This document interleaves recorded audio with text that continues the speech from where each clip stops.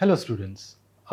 Today we will continue with the course English in Daily Life, in which we will look at the unit 4, that is public services. So when we say public services, what comes to your mind? It may be the public transport, the public hospitals, the public buildings, so anything that is associated with the people, right? So whatever that is done for the people, so that can be considered as public services, right? In this unit, so what are the objectives? Let's look at some of the objectives of the unit. One, it is to understand and communicate in spaces of public services, like booking tickets at railway stations, going for health services, etc. In everyday life, that we travel to one place or the other, and we use one or the other kind of public facilities, right? Be it the hospital, be it the vehicles, anything. So that will all come under the public services, right? So the first objective is to understand and communicate in spaces of public services, right? So how do we communicate when we enter these the place of public services, right? Especially when we enter, let's say, the train ticket counter. So how do we communicate with people? When we go to hospitals, how do we communicate with people? So these are the spaces of public services, like railway stations, going for health services, etc. And what is the second objective? It is to familiarize ourselves with using the future tense, right? So we use a lot of vocabulary, we use a lot of words to communicate when we go to these public places. And what kind of words that we use and how do we use? So we use a lot of future tenses when we go to our public places, right? We will look at that, how do we communicate this, in a future sentences, future tenses in the public places. And the third objective is to make use of the future tense while interacting in spaces of public services. That how it is essential to make use of some of the future tenses while we go to the public places, while we use the public services, right? So we will look at that as well. So one, definitely, that how do we communicate, and the second, that what kind of words that we use, and the third, the importance of the future tenses while interacting in the space of public services. Let's look at what is public service. Public service is any type of service that addresses any particular need of the people of the community at large. So, that you have gone to play in a stadium, right? And it is not restricted to a very few people, right? So anyone can come there, anyone can play a game, anyone can run, anyone can cycle, right? So this is a public place, right? So in the public place, it addresses the need of the people of community at large. So the stadium is meant for playing, and playing, it can be of any age group, it can be any kind of a game that you can play in a stadium, so which is a public space, right? Same thing, the railways, that anyone can go there. The large amount of people will go, the large amount of people will use the public services, and many people will get the benefit out of it, right? So they travel, when they commute, that they commute with the people together, so that it becomes a public transport, right? For example, buses flying in the city are an example of the public transport, right? So we have seen a lot of public buses in every town, in every state, in every village of India, right? So that we have seen the public transports commuting to one place to the another, right? So this is an example of that, how we deal with the public transport in our everyday life, right? And the second example is the hospitals. Hospitals provide public health care, right? The hospitals are providing public health care, and that is also, again, the large amount of people get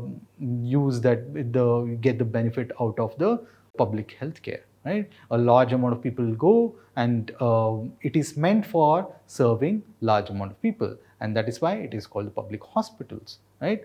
And the other example is the post offices that are contributing of public communication, right? The post office, anyone can communicate with the postman, in the sense that if you want to send a letter to someone, that you can put it in the post box, and that will be reached to a particular place, whatever the place that you have designated to, and the postman will carry it and then deliver that information to the other person, right? So this is another very important example when we talk about public communication, the public use of public service. And public services, it is largely, especially in terms of India, it is provided by the government, right? So all this, the transport, the hospitals that we have talked about, and the facilities like post office, so all these are providing by the government, and with the proper facilities and also for a cheaper price, right? So if you go in a public transport, it doesn't cost as much as you spend in a private vehicle, that if you want to commute to one place to other. So it is very much financially, it is very helpful for you to take care of the burden that comes from it, right? So that is one advantage. If you use a public healthcare or a public transport, that you will save a lot of money compared to your own vehicle, or if you go to premium health centers where it will be exclusive, but you need to spend a lot of money for that, right? So this is another example, and it may be provided by the government, or in some places what happens, this can also be provided by private companies. That is also possible, right? So recent example is that if you go to the airlines, so a lot of it is owned by the private companies. So all the planes that are mostly that they are owned by the private companies. So the private companies can also contribute to some of the public transports, public healthcare, right? We have seen a lot of public hospitals emerging, private hospitals emerging, private schools emerging, right? So there are public schools that can be beneficial for the people who cannot afford, but there are private hospitals, there are private schools which are exclusive, but these are also can be the ones which many people can go to, right? So that is also an example of the public services. But what happens, as I discussed, that often services provided by such companies, especially the private companies, are more expensive than the government services, right? So we have examples everywhere, right? So even in terms of communication, let's say that the price of airline transport, when we travel in airplane, it costs a lot more compared to the amount of money that you pay for a train or a bus, right? So this is a good example that why the private companies are more expensive than the government ones, right? But even the private companies, they provide the public services to the people. We have discussed about the public transport, the public facilities, and the objectives of it, what we have done. And also we've discussed about some of the public facilities, and then how the public facilities can also be owned by the private companies, right? So we've discussed about that. Let's discuss about the call center. So why it is important to discuss about the call center? It is because that they will provide the information about the various services available, right? So a call center is sometimes defined as a telephone-based shared service center for specific customer activities, right? So, these are generally helpline, which any telephone company or any other company will have certain people uh, employed in the call center. So their job is to inform the people that how to go about something, right? Let's say that you don't know at what time the train is scheduled, right? So you can call the call center, you can call the customer care, right? And then ask for help, so that they're here to help you out. So how do you communicate with the people who are in the call center? And then what is their job? Their job is to provide information to you based on the questions that you ask, right? So a call center is sometimes defined as a telephone-based shared service center for specific customer activities that we have discussed. And for customer related functions like marketing, selling, information dispensing, advice, technical support, etc. For example, let's say that you want to know about a company offer, especially the telephone company, that what are the recharges available. So what do? That you will call a certain company customer care, right? And then you will ask about the details about the plan, about the recharge plan they have. And then after that you will listen to it. If you are convinced, then you will go for it, right? This is the the general role of the customer care providers, the call center providers, that they will give you the information and you can take the information and then you can go ahead, and if you're not satisfied with the information, that you can go back as well. But their role is to provide you information based on the facts that they have. There are a lot of call centers associated with marketing, selling. I'm sure that you will all, you might have all got the calls from many banks saying that we are offering this much loan, please take it. It will benefit you, etc., etc. So why are they doing that? This is, again, it's a marketing skill.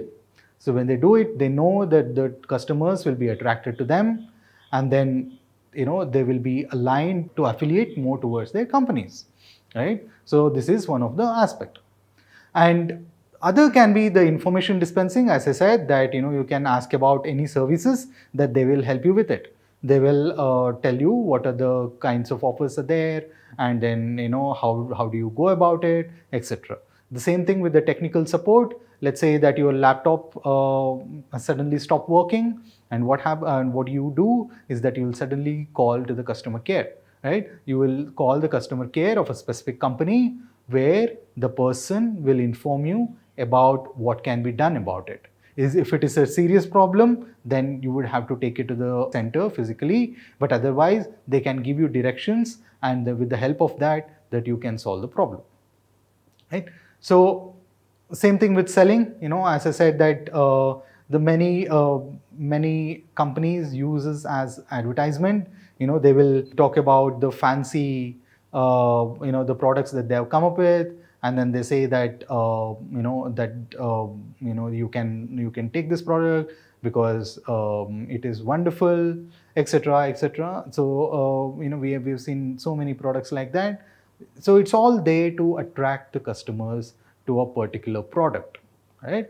So this is the call center, so therefore has a wide variety of roles, starting from marketing, selling, to the technical support, advice assistance, etc. So industries such as healthcare and hospitality make use of call centers very often. Very true, right? Especially the health center, that you can call the health center anytime, and then you can book an appointment with the doctor. That will come very handy, right? In the previous days, what you had to do, you had to visit a hospital, you had to go there in person, and then get a token, check whether doctor is available, etc. But now, what is the advantage? That you can just make a call to an assistant, to a call center, and then you can ask whether the doctor is available, the hospital is open, and what time you can check in, etc. And you will get a particular appointment with the doctor at a particular point of time, and then you can make use of it. And this is very efficient as well, right? So it will save a lot of time for you, a lot of energy, right? And also the hospitality that earlier, that you used to go to the place and then try to book a room, etc., in order to stay there. Sometimes if the lodge is full, or the place is full, then you would have to go to the other place to check whether whether it is open, whether there are beds available, etc. But nowadays it need not to happen, right? So there are many applications, especially for the hospitality. So you can just make a call, they will give you directions whether it is available on this particular period of time, whether it is available on this day, and then you can just make a call and then book an appointment, and you can just go there on the day when it is available, and then you can make most of the time there, right? So therefore, the industries such as healthcare and hospitality make use of call centers very often, right? And they will also call you back and then give all the information that you require. So this is also a strategy of marketing and the strategies that we have discussed in the previous slide. In hospitals and other health centers, basic first aid guidance can be given through call centers, right? So that is also possible. As I said, that it is not only for the strategy, it is not only for the marketing, it is also for the valuable information that one gives to the customers or one gives to the patients, the clients, right? So that's what happens, especially in the hospitals, so that they will tell you that if you call in urgency, that they will guide you. How do you make the first aid first? You know, if something has happened to the person, then they will guide you how to make the first aid, and then the call centers can be used even for this, right? So they will give the emergency measures in order to prevent the large scale damage, right? So that is also possible through the call centers. So we've looked at all this, the marketing, selling, to giving information, to how it can be used as emergency measure and assist for the first aid guidance. Besides, appointment with doctors, billing, etc., that we have already discussed, that can also be done through these call centers, right? When it comes to hospitality, we already discussed about it. Hotels make use of call centers to manage reservation of customers, right? So as I said, that this is also possible. You can just make a call and then check whether the room is available, and if they said that it is available, then you can just go it on a specific day. So it is also one of the crucial crucial role of the call centers that will be very helpful for the customers. So thus, a call center is a service center which has adequate telecom facilities, trained consultants, access to a wide database, internet, and other online information support infrastructure to provide information and support to customers, right? So we all discussed about it in a previous slide, that it gives which has a wide resource, right? So the people who are in call centers, they have to be very resourceful. Otherwise, if a person doesn't know how to guide you when the patient is in a critical state, then the person is not resourceful, and it is not useful even for the customers, right? So the person has to have adequate information. There has to be trained consultants. For example, you call a technician, and then the technician should be able to guide you back, right? Should be able to guide you what's wrong with your laptop or what's wrong with your phone. Otherwise, the call center or the customer care, it just doesn't make any sense, right? So that is why it should include trained consultants, telecom facilities, access to a wide database internet. That is also very much true, right? So you call and then you ask about one place, that could you give information about this? What are the ratings of this place? So the call center person immediately gives you, right? So you should have a wide base of content in front of you. Otherwise, you just cannot give the information to the customers, right? That too spontaneously, instantly, right? So this is also one of the most crucial factors to be there in the call centers. And other online information support infrastructure to provide information and support to customers, right? So we have looked at it, that how how the infrastructure is helpful for the customers, and how it provides information that will be helpful for the information and support to the customers, which can be very helpful, and that can be provided through the call centers or the customer care centers, right? And finally, it operates to provide round-the-clock and year-round service, that is 24/7 or 365 days service. So any day you call, irrespective of any holidays, that the call center usually opens and works all the time. It works 24/7. So that is why you might have heard it from the friends of yours or other acquaintances, that you have a night shift, you have an afternoon shift, right? So what does it mean? That always people will be there working 24/7. So this is about the call center. What is the vocabulary that we use, especially when we talk about in the public places and the public facilities, right? Some of the vocabularies that we use in the bank. So what are some of the vocabularies that we use in a day-to-day life? One, credit card, right? So we use credit card, debit cards, etc. Loan, right? So that's where it's very much connected to bank. Money draft, of course, if you want to send it to some place that, if that place prefers you to make a money draft, that you will get a challan and then you will write on it and then you will send it through the bank, right? So it is very much associated with the bank. Currency, of course, we all withdraw money and then we get money through what medium? Through the currency, right? So these are some of the words that is related with the bank. And another, the public service center, that is cyber cafe, right? So we all go to cyber cafe in order to access information, in order to book tickets, etc. And what are some of the words that are associated with it? Chat, right? So what we do, we chat with people in the social media platforms, right? So that is the essential characteristic of cyber cafe, that we go there to chat. We do browsing, of course. If we need any information, that we go to cyber cafes and then we will go look for it, and through browsing, right? And email, of course, if you have to send an information to another person, then we will send it through email, right? So email is the medium through which that we send the information. And the other important word, internet. Of course, we all use internet. We all know the functions of internet, and we all know that it is associated with the cyber cafe because we go there to access internet there, right? And the another public service center, that is ambulance. So when we use ambulance, what are the terms associated with it? For example, emergency, right? Hospital. These are all terms associated with the ambulance, right? When we go to hospital, who are the first people that we call? It's ambulance, right? Emergency, when it is emergency, who is the first people to call? That is ambulance.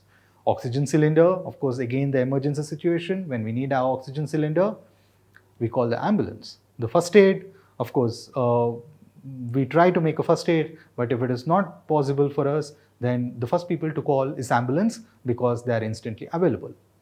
And the other public service center, that is hotel, right? Hotel, we all go to hotel for hospitality, right? The hospitality is associated with the hotel. So we need all the things to be right in the hotel. Then we will take up the hotel. So that is hospitality is related to hotel, banquet hall, right? So a lot of functions will happen in the banquet hall, which is associated with the hotel. Cuisine, of course, we go there to have food. We go there to relish ourselves, right? It's the certain kinds of cuisine that you might like Chinese cuisine, you might like, Spanish cuisine, you might like North Indian cuisine, right? So there are different kinds of cuisine that is available, and that is always related to the hotel, right? The tariff, the bill comes, the tax comes with your hotel bill, whether you stay there, whether you eat food. So whatever it is, that the tariff will come along with the hospitality, right? So then it is associated with the hotel. And how do we use future tense? How do we use future tense when we are in the public places? The future can be expressed in several ways. One is that we use will when we decide to do something at the time of speaking. Let's say that that you call someone, and then let's say the other person will tell you to do some work, and then what do you say? That you say that you will do it, right? So the speaker has not decided before, that you have not anticipated that person to tell you to do some work. So what you will say? You say that I will do it. And when you say going to, so the will is when you're not decided to do that before. Going to is that we use going to when we have already decided to do something, right? So let's say that you already know that you're going out for dinner. So you say the other person, I'm going to have dinner with this person, right? So that you already knew about the dinner plan. So that is why that you use the expression going to and not will, right? Let's look at some of the examples of will and going to. One, will Shobha phone while you were out? Okay, I will phone her back. See, you didn't know about the situation. So that is why you are saying that I will phone her back, right? And what is the example of going to? Shobha phoned while you were out. Yes, I know, I am going to phone her back. So here you know the situation, you know about the situation, and that's why you're saying that I'm going to phone her back. Let's look at another example. Sudha phoned while you were out. Oh, is it? I didn't know. I will go and visit her. Again, you didn't know that that Sudha has phoned you while you were out. So that is why you said that I will go and visit her. And when you know Sudha is in hospital, yes, I know. I'm going to visit her tomorrow. You already know the information that Sudha is in hospital. So that is why you use the expression, I'm going to visit her tomorrow. So a knowledge in the correct usage of future tense helps us to interact in places of public service, right? For example, hello, I'm going to travel to Rishikesh day after tomorrow. Could I get the bus tickets? And what will the service provider say? Hello, Sujata, I will just help you with it. How many tickets do you want? And you know that you have seen the examples, and sometimes there is not much difference between will and going to. For example, you can say, I think the plane will be late today. And I think the plane is going to be late today. So there is not much difference between will and going to there, right? So this is some of the examples of using a future tense. Now let's sum up this unit. Okay, so what we have done in this unit, our main focus was on the area of public services. We have looked at the different kinds of public services and how it functions, etc. We discussed what are public services and the different types of public services we use, right? So we looked at different types of public services, and we looked at what are the benefits of public services. And further, we explored the role of call centers in dispensing public services. We then looked at some common vocabulary associated with different sectors of public service, and also discussed the usage of future tense. We did this, right? How do we communicate while we are in a public place, and how the future tense will be of help when we are in the public space, right? And some of the vocabulary associated with different public sectors. Finally, we saw how we can make use of these while interacting in spaces of public service, right? As I said in the beginning, that we will use a lot of future tense, and how we can make use of these tenses when we are in the places of public service. So we will end this unit today. We'll end this block, and hope it is useful for you. Thank you.